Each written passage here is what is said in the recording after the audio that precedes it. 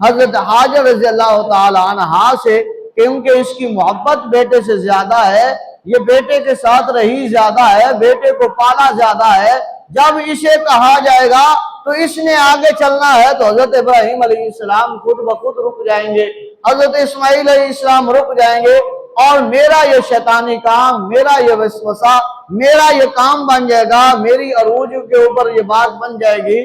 پر جب حضرت اما حاجر رضی اللہ تعالی عنہ کے پاس آتا ہے شیطان انسانی شکل میں، اور آ کر کہتا ہے کہ اے ماں ذرا بتائیے، کیا تمہیں پتا ہے کہ ابراہیم علیہ السلام اپنے بیٹے اسماعیل کو کہاں لے کر جا رہے ہیں؟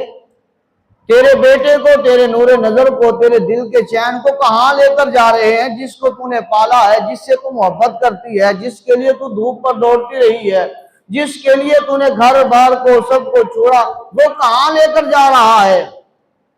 حضرت حاجر رضی اللہ تعالیٰ عنہ نے جواب دیا،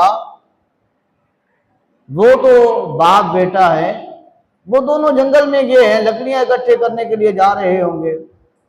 اس نے کہا نا، بات کچھ اور ہے۔ حضرت حاجر رضی اللہ تعالیٰ عنہ نے فرمایا کیا بات ہے؟ کہا بلکہ اس کو حکم ہوا ہے خواب میں، وہ شیطان کی طرف سے حکم ہوا ہے کہ اپنے بیٹے کو ذبح کر، بس وہ ذبح کرنے کے لیے جا رہا ہے۔ حضرت حاجر رضی اللہ تعالی عنہ نے فرمایا شیطان کی طرف سے میرے جو ہے وہ خامد کو ایسا حکم نہیں آ سکتا، بلکہ آیا ہے تو وہ رحمان کی طرف سے آیا ہے۔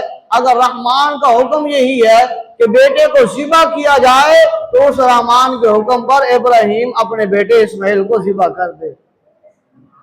اب بات نہ بنی وہاں پر۔ اب وہاں سے وہ شیطان دوڑا۔ جان ہر کسی کو پیاری ہے، جب جان کے اوپر بچ بن جائے تو بندے کو جو کچھ بیچنا پڑ جائے، اپنے جسم کے اعضاء تک بیچنے پڑ جائے تو بندہ بیچتا ہے کہ ان اعضاؤں کو میں نے کیا کرنا جب میری جان ہی نہ رہے۔ کسی کو کہا جائے اگر تو نے جان بچانی ہے تو تیری آنکھیں ختم کرنی ہوگی آنکھوں کی وجہ سے۔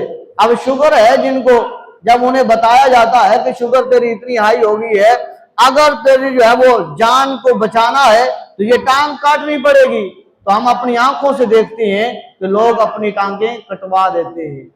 کہا جاتا ہے کہ جان بچانی ہے بالو کاٹنا پڑے گا، لوگ اپنے بالو کٹوا دیتے ہیں کہ جان تو بچے، جب جان ہی نہ رہی تو پھر کیا کرنا۔